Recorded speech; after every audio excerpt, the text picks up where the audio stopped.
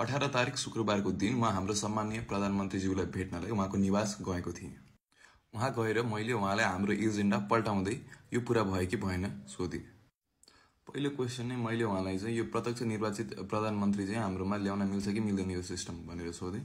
उहाँले चाहिँ by constitution संविधानबाट जाने हो भने यो गर्न सकिँदैन भन्नुभयो।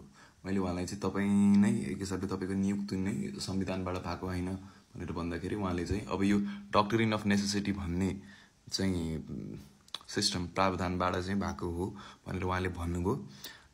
तर ठिकै छ, अब यसलाई चाहिँ अब के गरेर हुन्छ कसो गरेर हुन्छ, we are going to fight for this.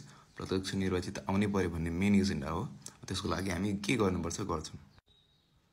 मैले त्यसपछि यो सरकारमा जेन पार्टिसिपेसन हुन्छ कि हुँदैन भनेर सोधेँ। अब उहाँ चाहिँ जेन पार्टिसिपेसनको बारेमा चाहिँ मैले देख्दाखेरि चाहिँ पोजिटिभ नै देखिनुहुन्थ्यो।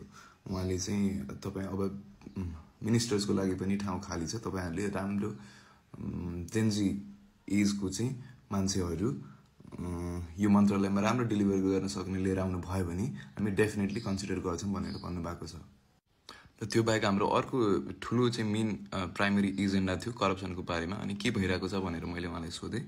उहाँले भन्नुभएको अनुसार चाहिँ दसैँ पछि चाहिँ लगालग अब अहिले नै कति मान्छेको चाहिँ फाइल खुल्न थालिसक्यो र यो चाहिँ लगालग खुलेर मुद्दा दर्ता हुने प्रक्रियामा जान्छ र बाई ल चाहिँ अलि ढिला होला। तर बाई ल भन्दा चाहिँ भनौँ न कानुन टेकेरै जानुपर्ने हुन्छ, त्यही भएर थोरै समय लाग्ला। तर यो एकदम स्टार्ट भइसक्यो, दसैँपछि चाहिँ यो एकदम फास्ट ट्र्याकमै जान्छ भनेर चाहिँ मलाई आश्वासन दिनुभएको छ।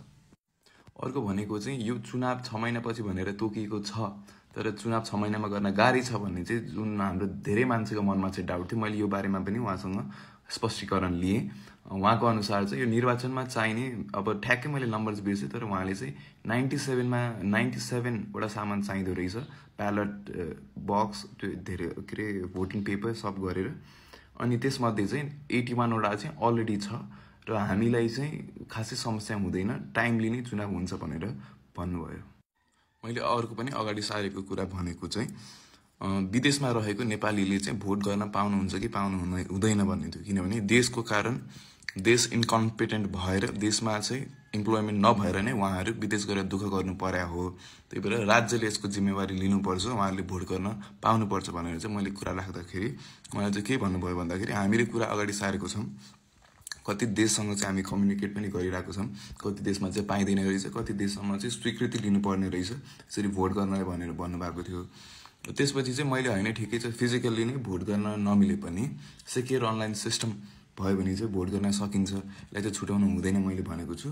त्यो हुँदाखेरि उहाँले चाहिँ मलाई ल हुन्छ कसरी गर्न सकिन्छ एकचोटि प्लान्सहरू लिएर आउनु भनेर भन्नुभएको छ।